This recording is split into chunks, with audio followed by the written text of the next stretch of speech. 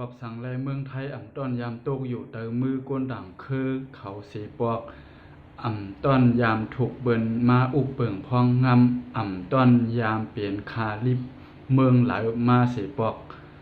วันนั้นข้าเฮาได้เอาลอกลายไปตึกกวนไทยเขาปอดอ่อนตอนนึงมาอุบมาไข่แหน่ได้ก็เฮาเขาคามาสูงคาเมื่อได้ก็ฮุบทุบจอมขาวใจคือแทงเย้าในขนอเมื่อได้เดี๋ยวลองเมืองไทยเดี๋ยวลองเมืองไทยมาอุบมาลาดมาไข่แหน่ได้ก็เขาในขนออันข้าวเดี๋ยวเอามาไข่แหน่ได้ก็เขาได้กบ กบสั่งเลยเมืองไทยในต้นยามตกอยู่ใต้มือกวนต่างคือเขาสิปอกต้นยามถูกเปิ้นมาอุเปิงพองงามต้นยามเป็นคาลิบกวนเมืองหลายมาสิปอกวันนั้นเขามีล็อกลายไปตึกล็อกลายไปเล่ไล่ลิงจังหือเขาเฮ็ดหืออยู่มาไล่วันนั้นข้าวที่เอาล็อกลายไปตึกล็อกลายเล่ลิงของเขาปอดอ่อนตอนนึงมาอุบมาไข่เนี่ยได้ก็เขานะครับสังหรับภารกิจวิดีโอนั้นก็อย่าลืมเตียกปั่นแห้งใจเตียกติดตามนั่นก็ที่ห้องว่า Subscribe อันว่าขนาดความใต้ก็เดี๋ยวเคยว่าเตียกปั่นแห้งใจนั่นขนาดเตียก Subscribe ก็เตียกปั่นแห้งใจนั่นความใต้ก็ได้เคยว่าจังนั้นขนาดปวดอ่อนตอนนึงที่ขาวเดี๋ยวใครเอามาใครไหนได้ก็เขาในขาจ้ำเป็นคอลายลาเป็นอันลายลาเพราะว่าไหนจึงปอดอ่อนตัวนึงที่ขาวเดี๋ยวเอามาไข่เดี๋ยวเอามาอุบนี่ได้ก็ขอได้จำเป็นความสั่งสอนคุณซึกแข่ป้านึงที่คุณซึกซุนวูอันว่านั่นขนาดซุนวูมันเจ้ายามลาดไว้ว่าฮู้เปื้อนฮู้เฮาตึกปากปอกก็จังเป็นเพนะครับฮู้เปื้อนฮู้เฮาตึกปากปอกก็จังเป็นเพต่อตัวเฮานะครับเนาะใจว่าฮู้เปิ้นฮู้เฮาตึกปากปอกเป้ปากบอกนะครับใจจังนั้นนะครับอันนั้นเป็นคนผู้ใหญ่คนหลงคนไทยเขาเดียวนั้นเห็นจันจอมไปซึกไปอุเปิงเขามาลาดนะครับเนาะฮู้เปิ้นฮู้เฮาตึกปากปอกก็จังเป็นเพต่อเฮานะครับเฮ็ดสังแลว่าฮู้เปิ้นฮู้เฮาตึกปากปอกก่อนจังเป็นเพศเฮาบ่ว่าไหนจึงก็เปิ้นเฮาฮู้เอ็นแฮงเปิ้นมีกาหือเฮาฮู้เอ็นแฮงเปิ้นมีกาหือเอ็นแฮงเฮามีกาหือเฮาฮู้ว่าเฮาได้ตึกเปิ้นดีหลายเปิ้นได้ตึกเฮาดีหลายอันว่านั้นเอ็นแฮงไผแก่นแข็งเอ็นแฮงเฮาแก่นแข็งเอ็นแฮงเงินเอ็นแฮงทองอะไรดังเอ็นแฮงกวนเอ็นแฮงเครื่องลักนักจังได๋คั่นเนาะมันก็ได้ปลาหลายๆเมี้ยวในขนาดบ่ลอกลายไปตึกกันให้มันจะว่ามีกวางมีสังก็จะว่าตึกจะว่าตึกไรกำเดียวจะว่าได้เป้กำเดียวในขนาดบ่อยก็จะว่าตับซึกเขาเอ็นแห้งใหญ่ตับซึกเขาเอ็นแห้งเรียกจะว่าเฮาเด้มเป้เขาไรมันก็ใจนั่นก็มันก็แป้ไรอยู่หนังเก่าในขนาดแต่ว่ามันก็อยู่ดีว่าเฮาได้ตึกกันดีหลายเฮาได้เอาล็อกลายเล่ล็อกลายลิงจังหือเสยื้อเสตึกนะครับเนาะบ่เอาล็อกลายไปตึกบ่เอาในปืนไตเฮาในกำนำแต้มบ่มีเตรียมไว้นะครับเนาะค่าก็บ่ไล่อ่านเลยรู้ด้วยบ่ไล่หันนะครับเนาะล็อกลายไปตึกแต่ว่าล็อกลายไปตึกเจ้าเสือขานฟ้าอันเป็นน้องมันเจ้าสามลงผ้ามืออันกว่าตึกดังเมืองอินเดียนั่นก็เมืองอินเดียนั่นก็เมืองกะลาว่าคั่นเนาะเอียนแฮงเจ้าสามลงผ้าในก็บ่นำหนังเก่าในคั่นเนาะเจ้าเอียนแฮงเฮาก็บ่นำคนซึกก็บ่นำแต่ว่าเมืองอินเดียในกวนเมืองก็นำเอียนแฮงเขาก็นำกับสังไรเขาสมิยมซุ่มกว่าง่ายๆหลมๆอันว่านั้นในปรับปืนไตเฮาหัวแต่ไม่ปรับแล้วมันก็มีอยู่ในคั่นเนาะข้าก็ยามได้อ่านมาอยู่ในคั่นเนาะเขาเฮ็ดหือตึกล่ะเพราะว่าไหนจึงมือพองยามเจ้าสามลงฟ้าเขาห่างแฮนเอาตับซึกเสียกว่าถึงที่เมืองอินเดียนั่นกว่าเขาก็เพก้นซึกเป็น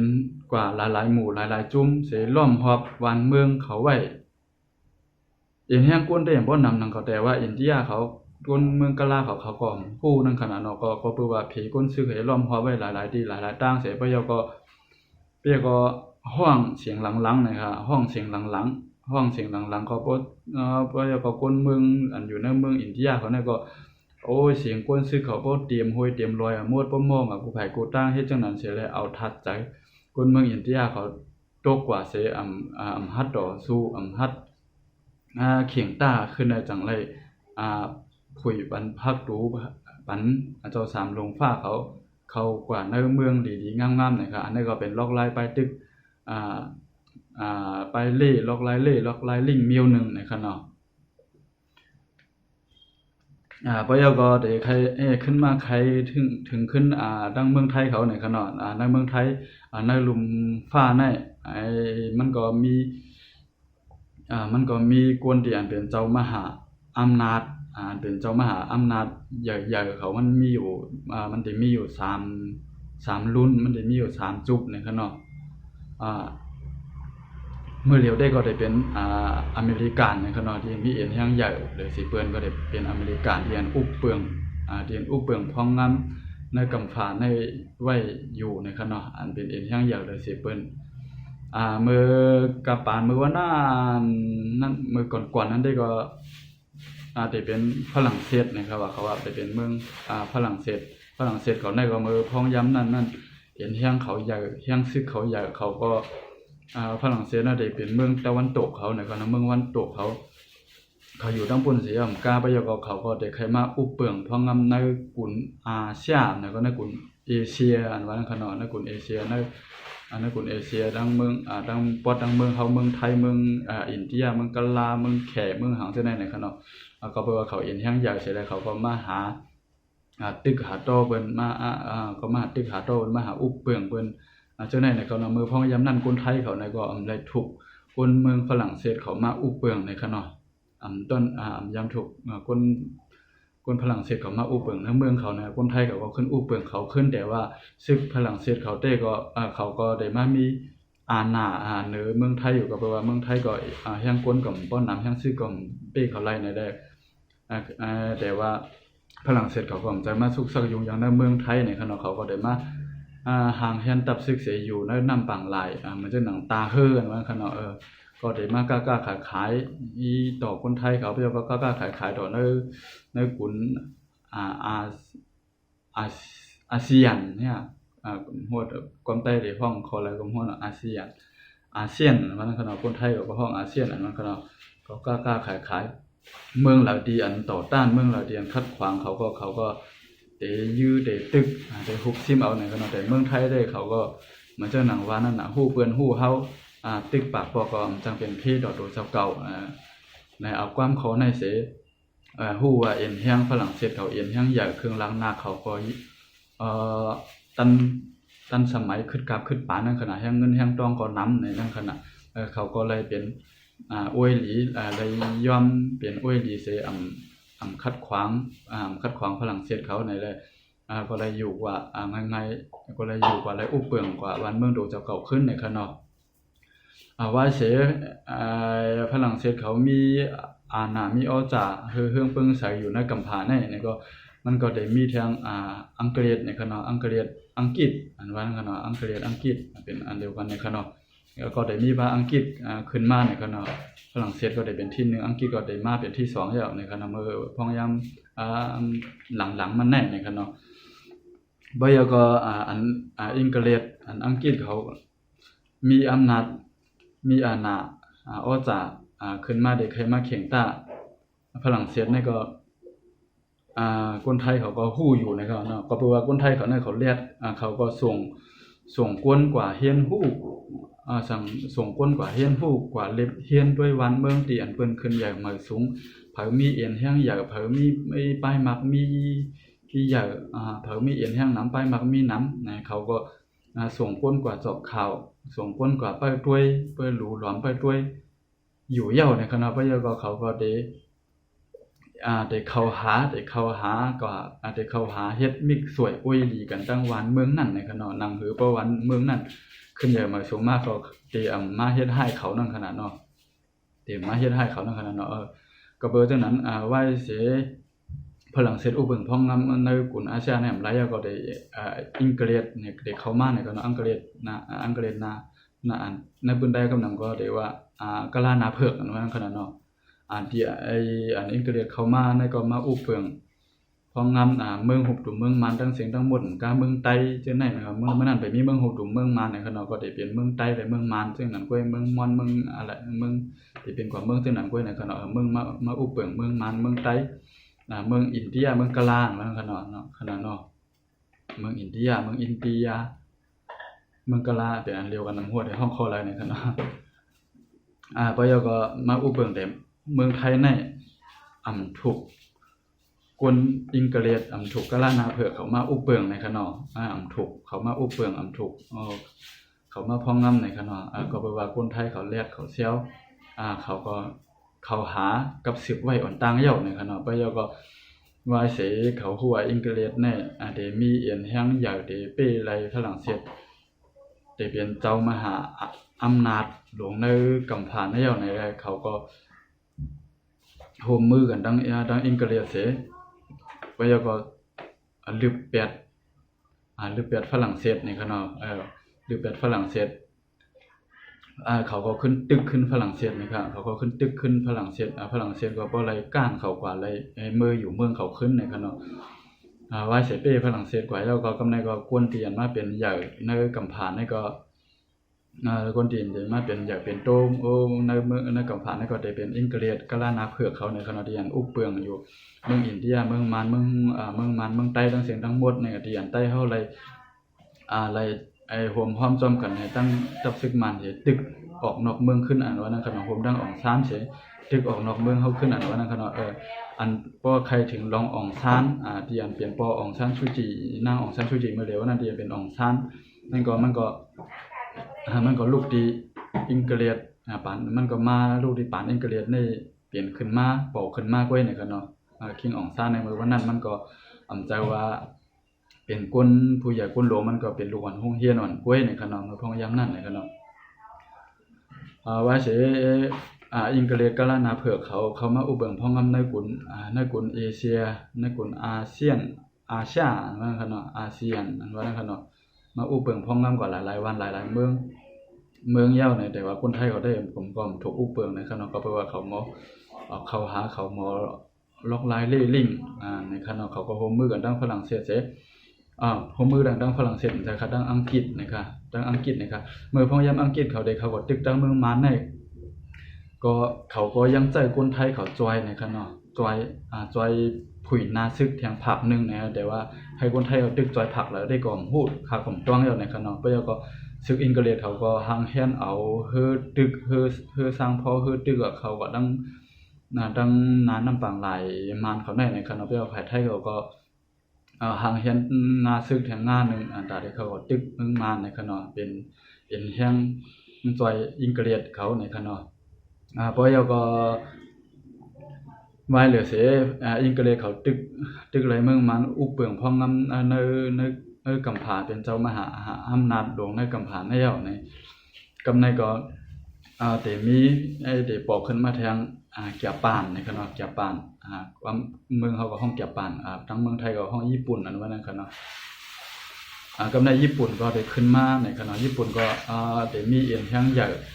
ได้มีเอียนแห้งใหญ่วันเมืองขึ้นใหญ่มาสูงมีเอียนแห้งหนำแห้งคนหนำแห้งเงินหนำเครื่องลำนักกองกลางว่าเครื่องบินตึกเฮือตึกเสียในก็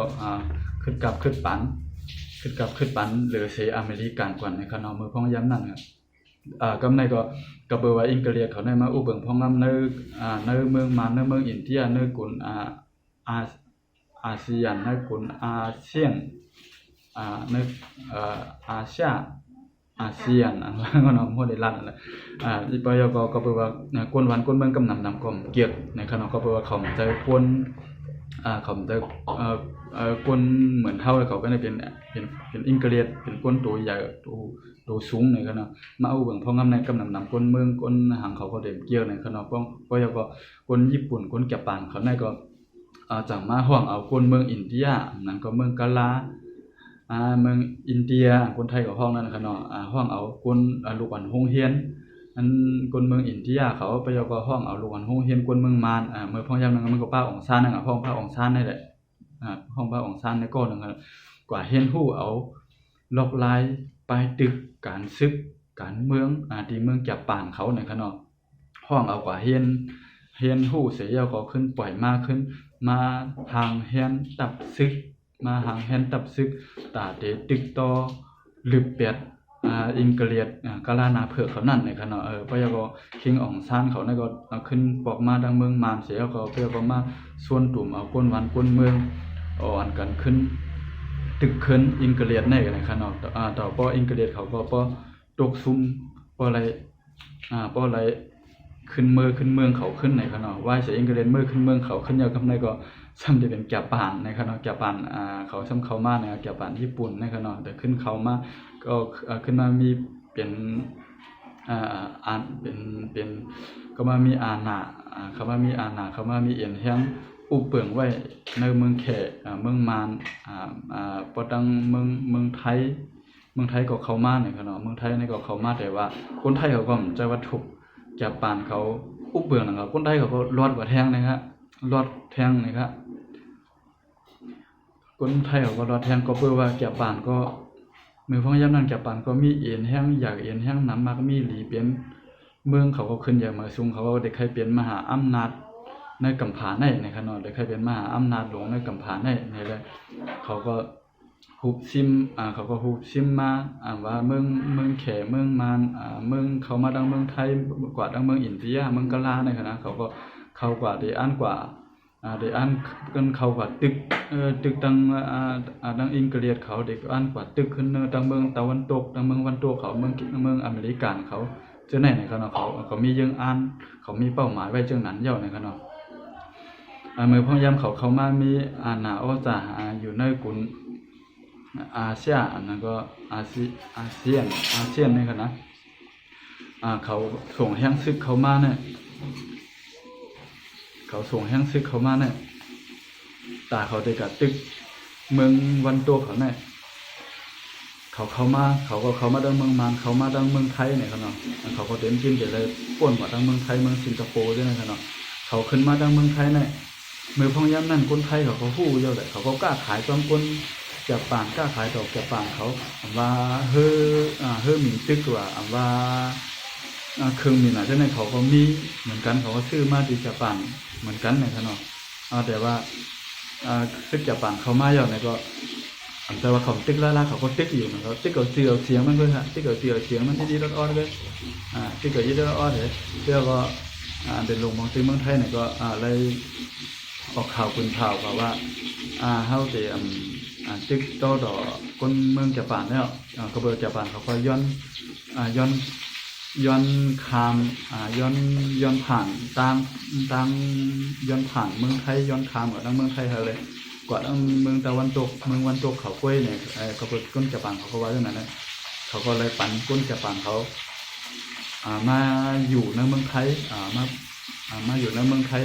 ดีๆน้ำๆเนี่ยกันเนาะก็ยังก็คนไทยเขาก็เลยถูกจับปานเขาอุปเปิลท้องน้ำในขนมคนไทยเขาก็รอดกว่าแทงในขนมแต่ว่ามันก่อนแต่ว่าโลกไล่ไปติวคู่เป็นคู่เขาติ๊กปากบอกติ๊กปากบอกแต่เป็นเพศนี่ก็มันก็อยู่ที่ว่าผู้อ่อนผู้พองอยู่ที่ก้นเมืองพองอยู่ที่โลกไล่ไปที่ซึกโลกไล่การซึกโลกไล่ปริเยโลกไล่เล่ลิ่งเขามันก็แต่ว่าอยู่นายในกล้วยมันก็มีหลายเยี่ยวหนังเก่าในขนมเขาก็รอดมา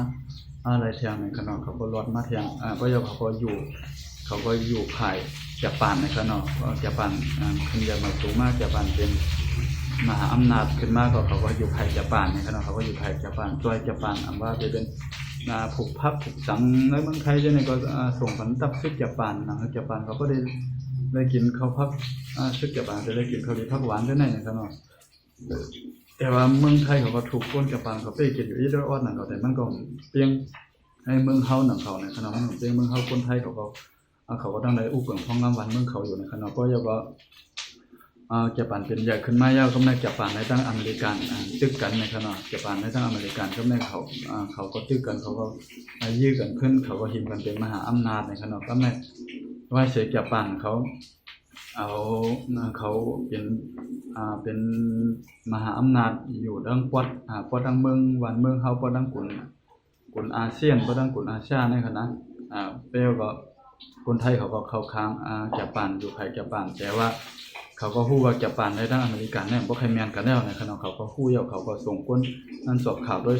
ส่งคนเจิ้นอยู่ในเมืองไทยนี่ก็เฮ็ดหมู่เฮ็ดจุ้มขึ้นมาจุ้มเล็กๆเฮ็ดเกี่ยงว่าเฮ็ดเกี่ยงว่าต่อต้านแก่ปานต่อต้านแก่ปานขัดขวางแก่ปานมันลีเฮ็ดจังว่าทางจุ้มขึ้นมาในเมือง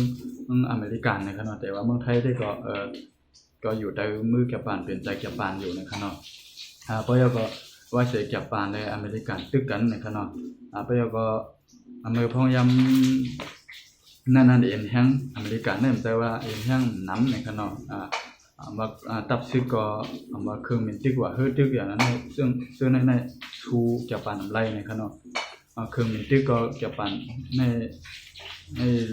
เครื่องมินตึกเกาหลีโดยเสอเมริกันว่าเฮ็ดตึกก็ใหญ่โดยเสอเมริกันในคณะ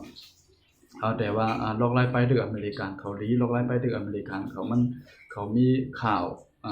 วดีๆเลยเขาก็เลยเป้กว่าในคณะมันก็มีหลายรองหลายตั้งนะเพราะได้รัดก็มันได้ยาวหนาในคณะไปก็ว่าเสอเมริกันเขาตึกเป้แก่ปานแล้วในคณะตึกเป้แก่ปานแล้วก็ในก็คนไทยเขาก็ตึกว่ามือพงยามนั้นมันก็เป็นซึกกำพร้าบอกที่2ในคณะซึกแก่ปานในดังอเมริกันยื้อกันนะคำพงก็อยู่ภายแก่ปานเฮอยู่ภายนาซีอยู่ภายฮิตเลอร์อยู่ภายเยอรมันเขาจะในก็ภายแก่ปานเขาจะในจะเป็นภายเดียวกันในคณะแต่ว่าอยู่ภายดิโมคราซีนี่ก็ได้เป็นภายอเมริกันในคณะอเมริกันเขาก็เลยเป้กว่าในคณะเพราะว่าอเมริกันเขาก็เลยเป้กว่าก็ได้มีคนเป้ได้คนซุ่มนี่ครับคนเรียนซุ่มก็ได้ไล่จอยเด้อเดี๋ยวได้จอยเดี๋ยวได้ออกเงินตั้งหลายสายแต้มขึ้นนี่ครับเนาะไปเมืองหุบดุมลงเมืองมันนี่ก็จะเป็นเรียกว่าอยู่ภายเป้อยู่ในครับเนาะจะภายตกซุ่มนี่ครับเนาะก็แปลว่าวัยรุ่นมันมาก็ขึ้นอยู่ภายอเมริกันเขาในครับเนาะเมืองไทยก็เขาก็ปัดกวนเขาไว้นั่นก็เขาก็ขึ้นก็เข้าข้างภายอเมริกันขึ้นนี่ครับเนาะขึ้นก็เข้าข้างภายอเมริกันขึ้นนี่ก็ครับเนาะไปก็ต่อถึงวันเมื่อในอเมริกันก็เป็นที่นึงเป็นเจ้าเป็นก้นเดียนมีไอ้หน้าอ้อจากอุกเปลืองกำพร้าไว้อยู่เมื่อเลียวเป็นที่นึงไว้อยู่เมื่อเลียวในคณะคนไทยก็กับสืบเข้าหาคนเมืองอเมริกันมาต่อก็ถึงเมื่อเลียวในคณะไปก็เมื่อเลียวก็ได้มีแขกขึ้นมาแทนแขกนี่ก็ให้เป็นเจ้ามหานาให้อุกเปลืองพ่องงำกำพร้าเด็กให้เคกันดังอเมริกันในครับเดี๋ยวเพราะด้วยข่าวยามมื้อในคนไทยเขาก็เด็กกว่าหาแขกเขาเด็กกับซื้อแขกเขาไว้อยู่พร้อมในขณะว่าเด็กก็ซื้อกะขายจ้อมซื้อเฮือหลำนำแขกเขาว่าจังได๋ในขณะก็ได้เป็นจังได๋นี่ครับอันนี้เป็นล็อกไลน์เล่ลิ่งของคนไทยเขาที่รอดมาไลที่อยู่มาไลต่อพอถึงมื้อยามมื้อเหลียวต้นยามถูกเปิ้นมาอุปเปิงพ่องงำสิบอกในขณะแต่ว่าถูกเปิ้นอุปเปิงพ่องงำก็จะก็ได้มีคนที่ยามมาเป้เมืองไทยยามมาดึงเมืองไทยเสิเป้เผาวันเผาเมืองไทยก็ได้ก็ได้เป็นมารกวยนี่กันเนาะมื้อพยายามเป็นมาตึกเมืองไทยที่อยุธยาเนาะเรื่องของเขาเฮ็ดหนังเฮ็ดเจืองอยู่นั่นคั่นเนาะแต่ว่ามื้อพยายามนั้นเปิ้นจะอุปเปิงกันนี่คั่นเนาะเขาก็มาตึกกันเปิ้นมาตึกเขาก็ตึกเปิ้นจังได๋เปิ้นจะอุปเปิงพ่องงำกันพ่องงำวันเมืองกันนี่คั่นเนาะมื้อพยายามนั้นก็ตึกแล้วก็เอาเงินเอาคำต่อเอาเงินเอาคำมือวันเมืองดูจะก็แล้วก็เอาต่อเอากวนเปลี่ยนซุ่มซื้อกันให้ต่อเอากวนมือเปลี่ยนค่าจ่ายค่าสวยวันเมืองดูจะก็มันก็ได้เป็นจังนั้นเขาก็ได้เฮ็ดจังนั้นกล้วยในคั่นเนาะแต่ว่ามันเขาก็จะว่ามาอุปเปิงพ่องงำเมืองไทยนี่คั่นเนาะอันนั้นก็ได้เป็นลอกลายไปตึกลอกลายเล่ลิ่งของคนไทยเขาที่อยู่ไลที่อยู่รอดมาว่าได้เป็นซึกกำพร้าบอกที่1ซึกกำพร้าบอกที่2เฮาว่าตั้งหลายๆรองหลายๆตั้งในคั่นเนาะก็แปลว่าเขาก็ไปเอาลอกไล่ไปเล่ลิ่งอันนั้นในคั่นเนาะกับในใครย้อนฝากไว้ว่าให้คนหมังเตอที่ไปป้องใจการเมืองนั่นก็ให้เรียนรู้การเมืองนำใจว่ากับสังคมนั้นมันมายืมมากับสังซึกๆนั้นมันมายืมมากับสังมันยื้อกับสังมันเป็นจังนั้นจังนี้นะเฮ็ดจังนั้นจังนี้น่ะมาจอยเด้อคนวันคนเมืองว่านั้นเฮาคาดอกได้ไงวนว่าลอกรายการซึกลอกรายไปตึกอันว่าว่าลูกว่าไปเมืองว่าไปซึกคั่นเนาะคู่เปิ้นคู่เขาตึกปากปอกก็จังเป็นเพต่อรูเจ้าเก่านะคั่นเนาะ ก็เปิ้นจังนั้นแหละจังว่าเฮาฮู้เอ็นแฮงเปิ้นมีก็คือเปิ้นแก่นแข็งก็คือเฮาแก่นแข็งก็คือเฮามีเอ็นแฮงก็คือในเฮาก็ได้ไล่เลือกไล่ลอกไล่ไปตึกเฮานั่นขณะเฮาได้ตึกเพราะว่าเอ็นแฮงเฮานำสิเปิ้นได้ก็เฮาก็ได้ตึกได้ตึกเฮาก็ฮู้ก็ได้เป้อยู่เนาะเพราะว่าเอ็นแฮงเฮาสิเฮาก็รู้ไล่หมอเล่หมอลิงนั่นขนาดเนาะเฮาก็รู้ไล่หมอเล่หมอลิงลิงกว่าทางไผต่างๆในขณะเฮาก็รู้ไล่หมอลอกไล่จังไหนในขณะอันนี้ก็ใครมาใครมาอุบมาใครมาลัดดอกได้ก็เขาก็มีกันได้นึงก็ขาดสังวรพิษลัดเบิงกว่าเนี่ยก็ยอมน้อมอยู่ในคณะยอมน้อมอยู่ในคณะครับก็ผมจะว่าคนมีทั้งฮู้ทั้งหมอผมจะว่าเฮียนจบสูงมาผมจะว่าเฮียนสูงมาในคณะนี้ก็อ่านมารู้มาไปก็ต้วยมาที่อันเปิ้นลาดนั่นเขียนมาอุบมาใครเนี่ยได้ก็เขาเอามาลาดเป็นไผ่ไต้กล้วยในคณะเอาครับมื้อนี้ก็มีกันได้นึงก็ขาดสังวรภารกิจนั้นก็อย่าลืมติดตามถูกใจปันแห่งใจบางคาอย่าๆนำนะครับค่ะได้มีแห่งใจออกมาลาด